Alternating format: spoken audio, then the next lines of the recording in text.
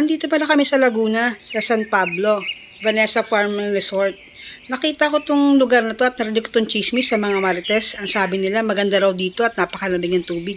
Napaka-fresh daw at napakalinis talaga, kaya pinuntahan namin. Pababa na ako dito sa hagdan at nakita ko itong mini swimming pool, napakaganda. Mababaw lang to para sa mga bata. Pero banda rito, yung mga kita mo yung mga bato, malalim dyan. Sa tingin ko nasa mga 6 feet or 7 feet. Kaya pinuntahan ko natin itong lugar na to. So, umikot-ikot muna ako dito at tignan ko talaga yung tubig. Kasi pwede ka magsalamig pala dito sa sobrang linaw, grabe. Ito na nga, pumunta-punta lang ako dito sa may gilid kasi maganda rin dito. Kasi parang may hagdan na pwede kang maupo dun. Ayun no. Tapos, meron din silang net. Siguro para hindi malaglag yung mga dahon sa tubig.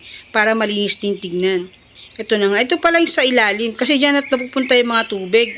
Parang may labasan ng butas doon. Kasi parang pag tinanggal mo yon, doon lalabas yung mga tubig sa ilalim. Meron din dyan maliliit na isda.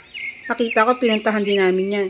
Tapos, ang ganda dito kasi napaka-fresh talaga, dahil puno. Ayan, bumalik na ulit ako sa place na to kasi maganda talaga. So, maglalakad-lakad ako dito. Isa parang simento na mahabang to. Mababaw lang yan para mga talampakan ko lang ang tuhod. Kaya lumakad-lakad na ako kasi napakalinaw ng tubig at napakalamig. Ang sarap sa pakiramdam talaga. Idikot ko na naman yung camera ko at dumaan ako dito sa bandang simento ulit kasi napakalinaw talaga. So, ayan na yung tuhod ko. Nakita nyo naman, naglalakad ako, diba? Ayan na nga, nag-swimming na yung mga tao dito, yung mga kasama namin.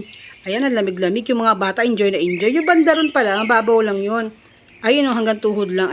Ayan at may nag-dive na rin. Napakaganda talaga. Ang sarap kasi. Ang lalim pala niyan.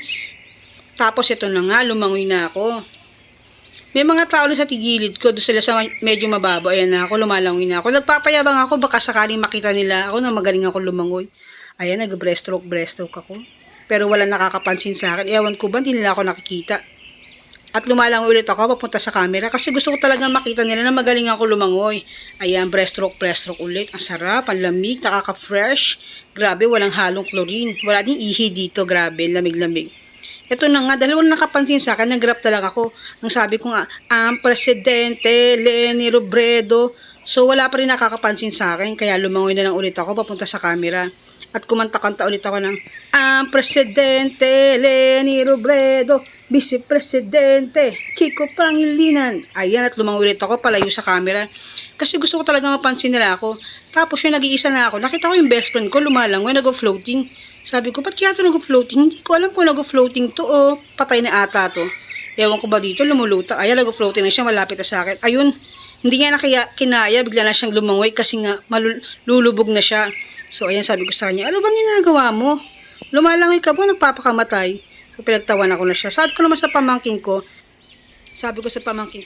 Bim, sumisid ka nga sa ilalim kung talagang malinaw ang tubig. Ayan, sumisid naman siya at nautok siya. Sabi niya, ang linaw po, okay po, pero gusto niya na umahon kasi ang sakit daw ng mata niya, hindi raw siya makakita sa tubig, wala raw siyang goggles. At umahon na nga siya.